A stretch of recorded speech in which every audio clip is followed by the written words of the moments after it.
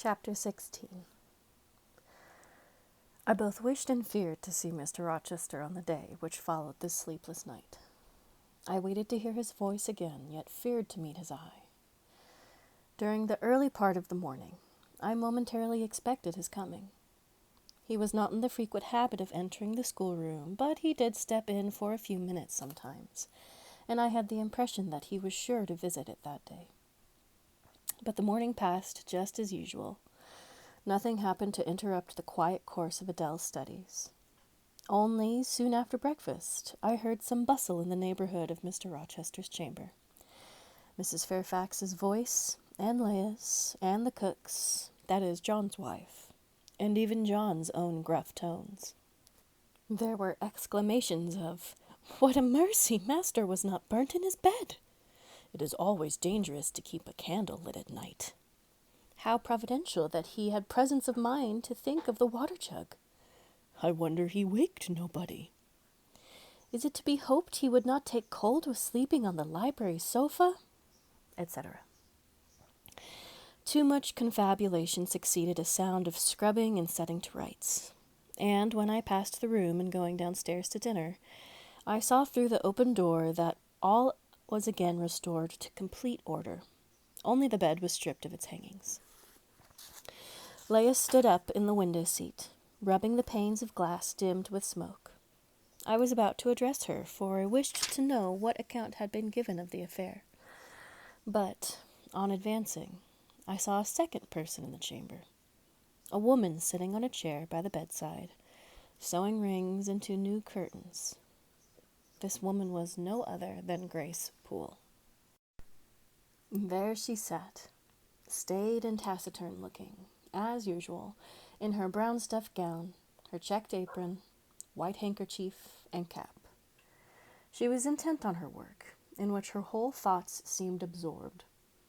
On her hard forehead and in her commonplace features was nothing either of the paleness or desperation one would have expected to see marking the countenance of a woman who had attempted murder, and whose intended victim had followed her last night to her lair, and, as I believed, charged her with the crime she wished to perpetrate. I was amazed, confounded. I looked up. While I still gazed at her, no start, no increase or failure of color betrayed emotion, consciousness of guilt, or fear of detection. She said, "Good morning, miss," in her usual phlegmatic and brief manner, and taking up another ring and more tape, went on with her sewing. I will put her to the test, thought I. Such absolute impenetrability is past comprehension. "Good morning, Grace," I said. "Has anything happened here? I thought I heard the servants all talking together a while ago." "Only master had been reading in his bed last night. He fell asleep with the candle lit and the curtains got on fire. But fortunately he awoke before the bedclothes or the woodwork caught, and contrived to quench the flames with the water in the Eyre." "A strange affair," I said, in a low voice, then, looking at her fixedly, "Did Mr. Rochester wake nobody? Did no one hear him move?" She again raised her eyes to me, and this time there was something of consciousness in that expression. She seemed to examine me warily, then she answered, "The servants sleep so far off, you know, miss. They would never be likely to hear. Mrs. Fairfax's room and yours are the nearest to the master's, but Mrs. Fairfax said she heard nothing. When people get elderly, they often sleep heavy." She paused, and then added, with a sort of assumed indifference, but still in a marked and significant tone, "But you are young, miss, and I should say a light sleeper. Perhaps you may have heard a noise." "I did," said I, dropping my voice so that Leah, who was still polishing the panes, could not hear me.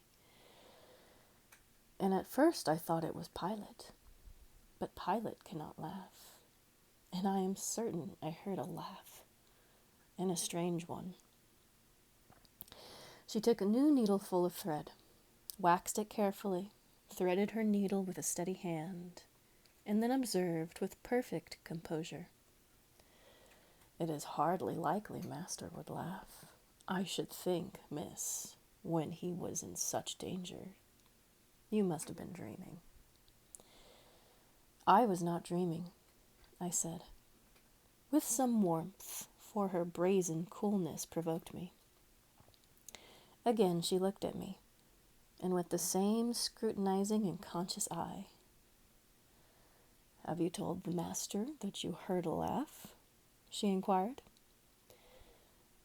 "I have not had the opportunity of speaking with him this morning."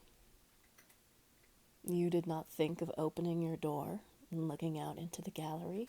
she further questioned.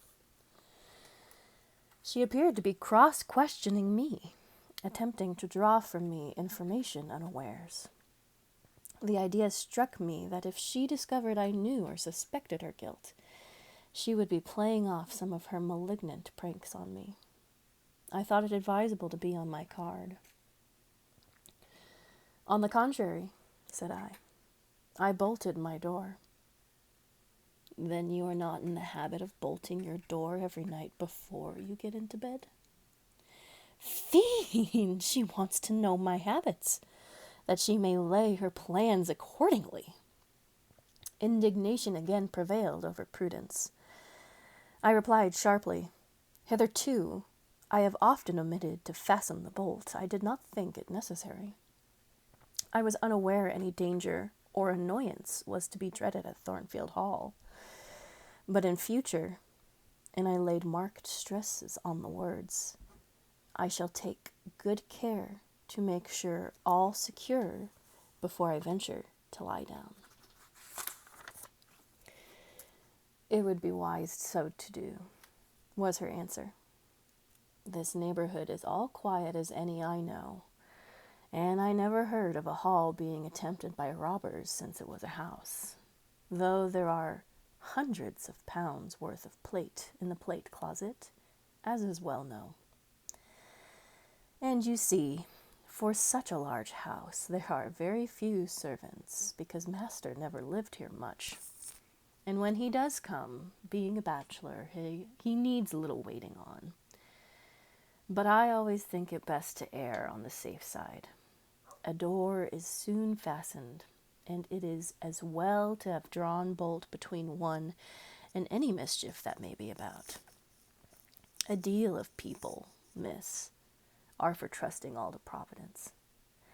But I say Providence will not dispense with the means, though he often blesses them when they are used discreetly." And here she closed her harangue, a long one for her, and uttered with the demureness of Quakeress. I stood absolutely dumbfounded at what appeared to me her miraculous, self-possessed, and most inscrutable hypocrisy, when the cook arrived. "Mrs. Poole," said she, addressing Grace, "the servants' dinner will soon be ready. Will you come down?" "No, just put my pint of porter and a bit of pudding on a tray, and then I'll carry it upstairs." "You'll have some meat?" "Just a morsel, and a taste of cheese, that's all." "And the sago?" "Never mind it at present. I shall be coming down before tea time. I'll make it myself."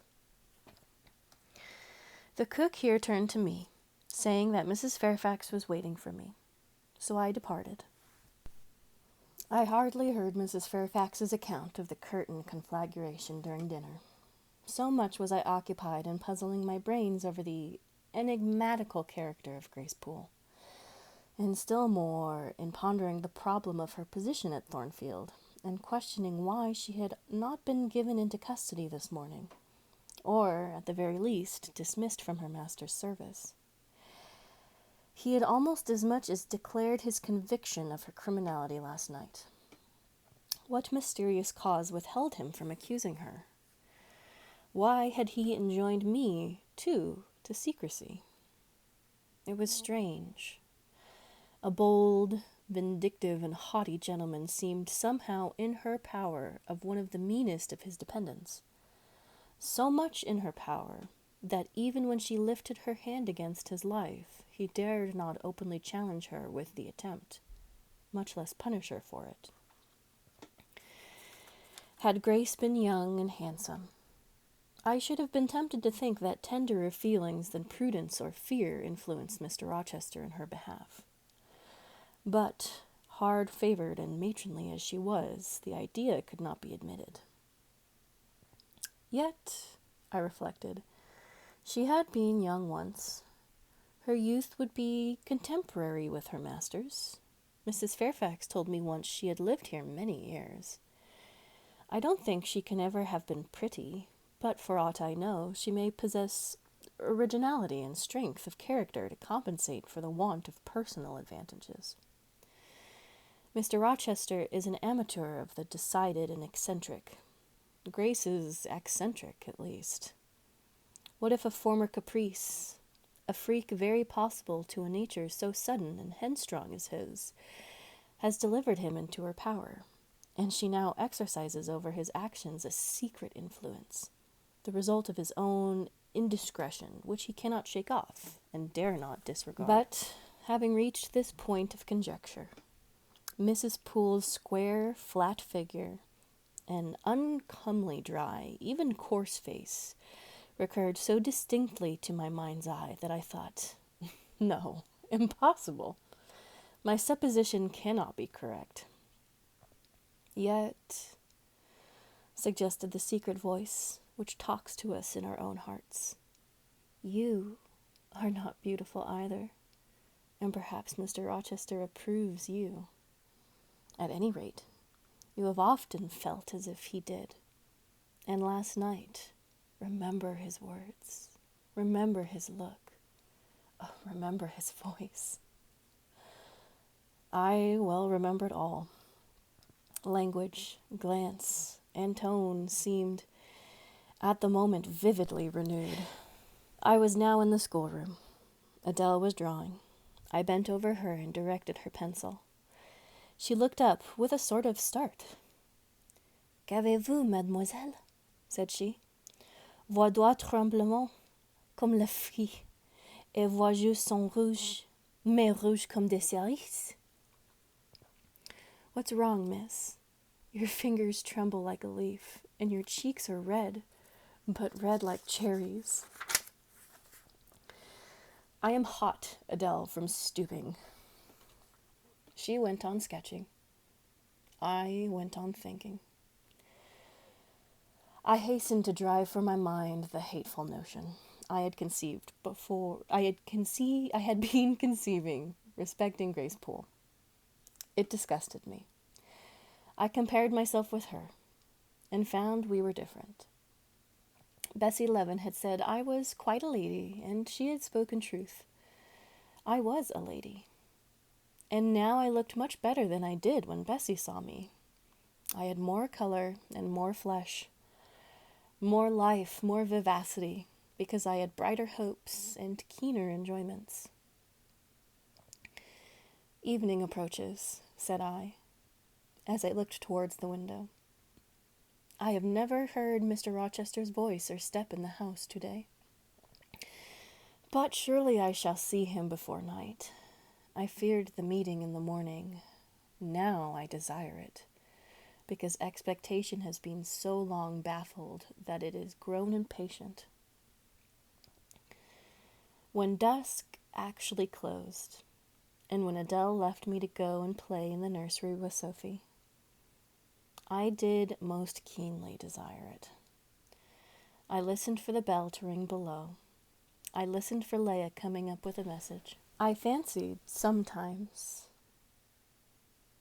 that I'd heard Mr. Rochester's own tread, and I turned to the door, expecting it to open and admit him. The door remained shut. Darkness only came in through the window. Still, it was not late. He often sent for me at 7 and 8 o'clock, and it was yet but 6. Surely I should not be wholly disappointed tonight, when I had so many things to say to him. I wanted again to introduce the subject of Grace Poole, and to hear what he would answer. I wanted to ask him plainly if he had really believed it was she who had made last night's hideous attempt, and if so, why he kept her wickedness a secret. It little mattered whether my curiosity irritated him. I knew the pleasure of vexing and soothing him by turns. It was one I chiefly delighted in, and a sure instinct prevented me from going too far. Beyond the verge of provocation, I never ventured.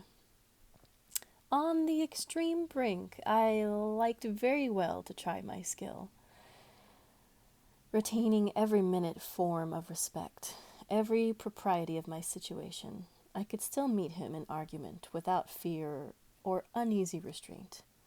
This suited both him and me. A tread creaked on the stairs at last. Leah made her appearance, but it was only to intimate that tea was ready in Mrs. Fairfax's room. Thither I repaired, glad at least to go downstairs, for that brought me, I imagined, nearer to Mr. Rochester's presence. "You must want your tea," said the good lady as I joined her. "You ate so little at dinner, I am afraid," she continued. "You are not well today. You look flushed and feverish." "Oh, quite well. I never felt better."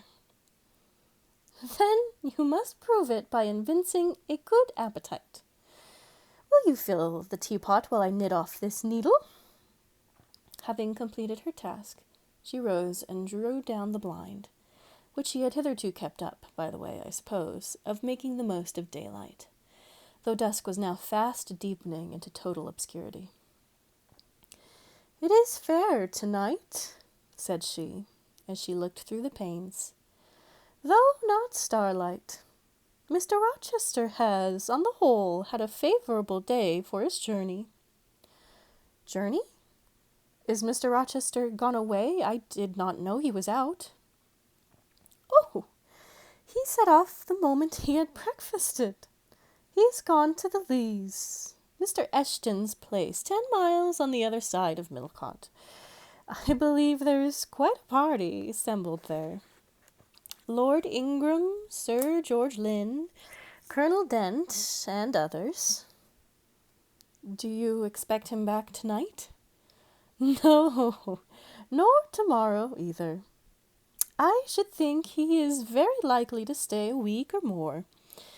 When these fine, fashionable people get together, they are surrounded by elegance and gaiety, so well provided with all that can please and entertain. They are in no hurry to separate. Gentlemen especially are often in request on such occasions, and Mr. Rochester is so talented and so lively in society that I believe he is a general favourite.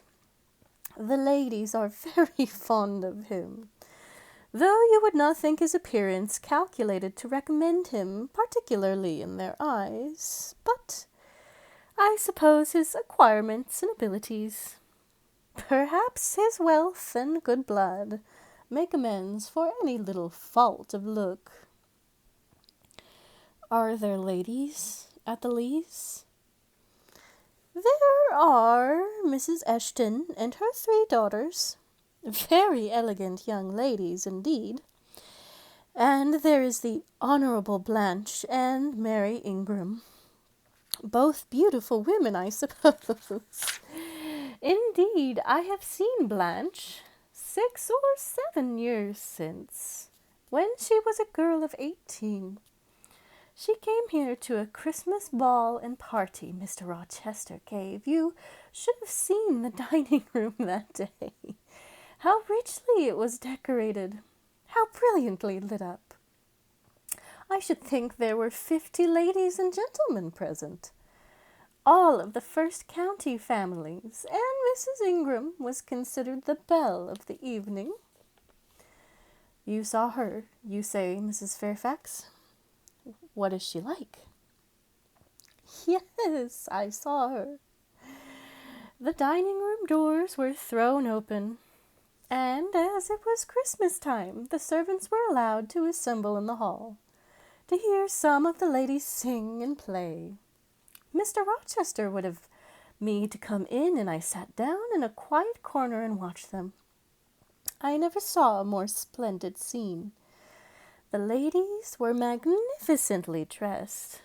Most of them, at least most of the younger ones, looked handsome, but Miss Ingram was certainly the queen. And what was she like? Tall, fine bust, sloping shoulders, long, graceful neck, olive complexion, dark and clear, noble features, eyes rather like Mr. Rochester's, large and black, and as brilliant as her jewels. And then she had such a fine head of hair, raven black and so becomingly arranged, a crown of thick plaits behind, and in front the longest, glossiest curls I ever saw. She was dressed in pure white. An amber-colored scarf was passed over her shoulder and across her breast, tied at the side, and descending in long, fringed ends below her knee. She wore an amber-colored flower, too, in her hair. It contrasted well with the jetty mass of her curls. She was greatly admired, of course? Yes, indeed. And not only for her beauty, but for her accomplishments. She was one of the ladies who sang. A gentleman accompanied her on the piano. She and Mr. Rochester sang a duet. Mr. Rochester? I was not aware he could sing. Oh, he has a fine bass voice and an excellent taste for music. And Miss Ingram, what sort of voice has she? A very rich and powerful one. She sang delightfully. It was a treat to listen to her, and she played afterwards. Now, I am no judge of music, but Mr. Rochester is, and I heard him say her execution was remarkably good. And this beautiful and accomplished lady, she is not yet married? It appears not. I fancy neither she nor her sister have very large fortunes. Old Lord Ingram's estates were chiefly entailed, and the eldest son came in for almost everything. But I wonder no wealthy nobleman or gentleman has taken a fancy to her. Mr. Rochester, for instance. He is rich, is he not? Oh, yes. But you see, there is a considerable difference in age. Mr. Rochester is nearly 40. She is but 25. What of that? More unequal matches are made every day. True. Yet I should scarcely fancy Mr. Rochester would entertain an idea of the sort. But you eat nothing, and you have scarcely tasted since you began tea. No, I'm too thirsty to eat. Will you let me have another cup? I was about again to revert to the probability of a union between Mr. Rochester and the beautiful Blanche, but Adele came in, and the conversation was turned into another channel. When once more alone, I reviewed the information I had got, looked into my heart, examined its thoughts and feelings, and endeavored to bring back with a strict hand such as had been strayed through imagination's boundless and trackless waste into the safe fold of common sense.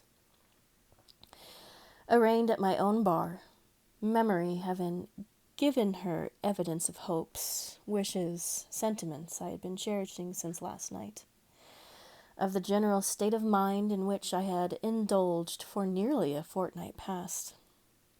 Reason having come forward and told, in her own quiet way, a plain, unvarnished tale, showing how I had rejected the real, and rabidly devoured the ideal.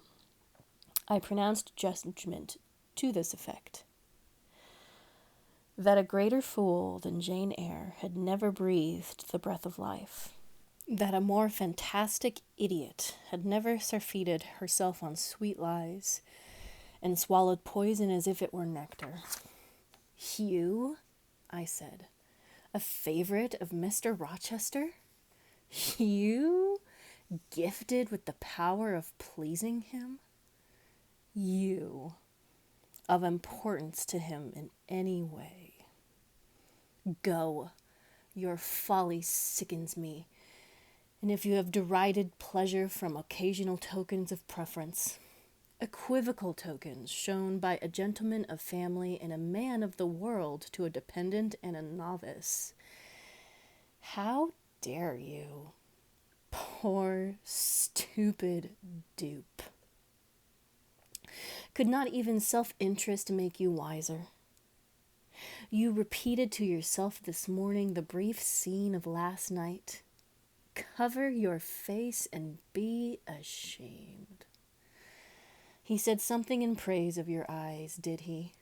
Blind puppy, open his bleared lids and look on your own accused senselessness.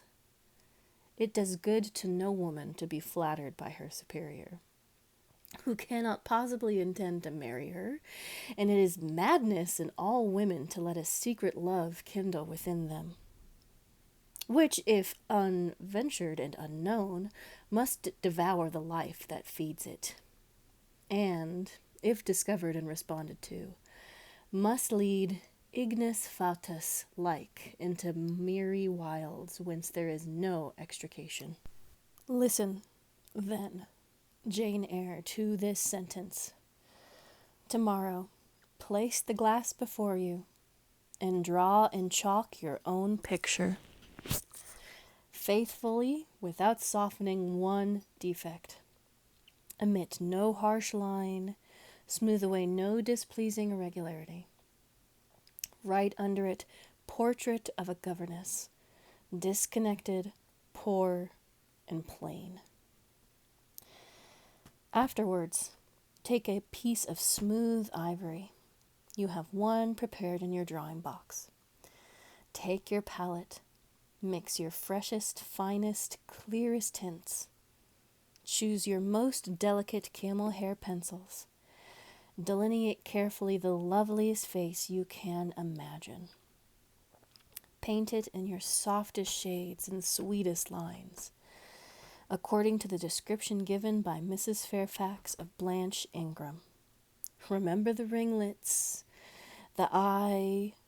What? You revert to Mr. Rochester as a model? Order. No snivel. No sentiment. No regret. I will endure only sense and resolution. Recall the august yet harmonious lineaments, the Grecian neck and bust. Let the round and dazzling arm be visible, and the delicate hand.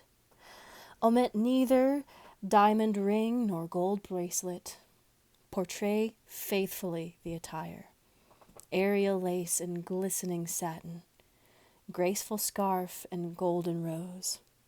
Call it Blanche, an accomplished lady of rank.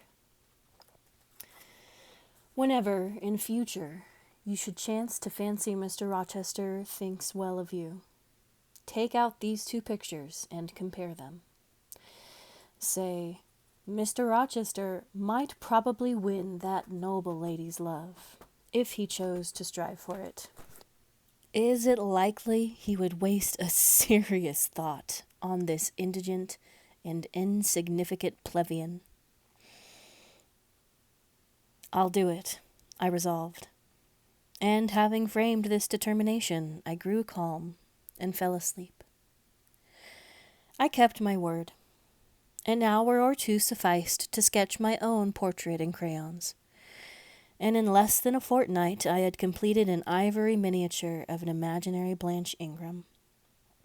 It looked a lovely face enough, and when compared with the real head in chalk, the contrast was as great as self-control could desire. I derived benefit from the task. It had kept my head and hands employed, and had given force and fixedness to the new impressions I wished to stamp indelibly on my heart. Ere long, I had reason to congratulate myself on the course of wholesome discipline in which I had thus forced my feelings to submit.